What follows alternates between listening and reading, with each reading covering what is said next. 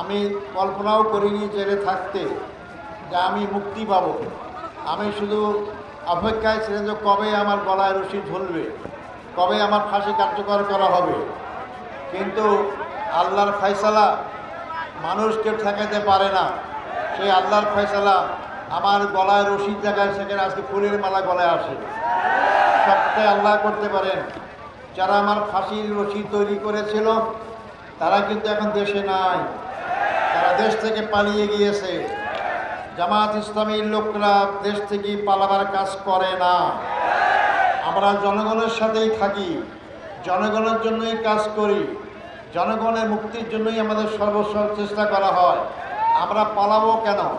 এবং আপনারাই দেখেছেন 15.5 বছরে জামাত ইসলামী এবং অন্যান্য দলের নেতাকর্মী সহ সাধারণ জনগণকে কীভাবে কষ্ট দেওয়া হয়েছে, নির্যাতন করা হয়েছে। এরপরও আমরা দেশ ত্যাগ করিনি। কোথায় যাব? আমাদের দেশ তো নাই, আমাদের দেশ তো বাংলাদেশ। বাংলাদেশেই জন্মগ্রহণ করেছি, বাংলাদেশেই থাকবো, বাংলাদেশেই মৃত্যুবরণ করবো ইনশাআল্লাহ। সংগ্রামী ভাই ও বন্ধুগণ, অনেকে গর্ব করে বলতেন আমি অমুকের বেটি, আমি দেশ ত্যাগ করি না, দেশ থেকে পালাই না। এখন কি উনি ওনার কথা রাখতে পেরেছেন? অপরদিকে এই মামলা যখন শুরু হয়, যুদ্ধ অপরাধীর মামলা, আমাদের মীর কাসেম আলী সাহেব যখন আমেরিকায় ছিলেন, ওনার অনেক বন্ধুবান্ধব বলছেন আপনি আমেরিকায় থাকেন, বাংলাদেশে যাবেন না, আপনাকে মিথ্যা মামলা সাজিয়ে ফাঁসিতে ঝোলাবে।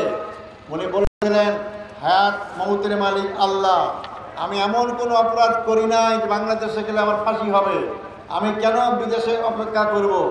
উনি কিন্তু আমেরিকা থেকে বাংলাদেশে এসেছেন, ওনাকে গ্রেপ্তার করা হয়েছে, ফাঁসি দেওয়া হয়েছে, ফাঁসি কার্যকর করা হয়েছে, কিন্তু উনি আমেরিকায় থাকেন নাই, নিজ দেশে এসেছেন, নিজের দেশের মাটিতে তিনি শায়িত আছেন।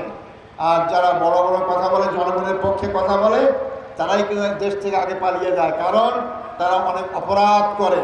তারা জানে যে অপরাধের শাস্তি জনগণ নিজেরাই দেবে, এই অপরাধ থেকে বাঁচার জন্যই তারা যায়। আমরা জনগণের শোষণ করে, জনগণকে অত্যাচার জুলুম করে আমরা রাজনীতি করি না।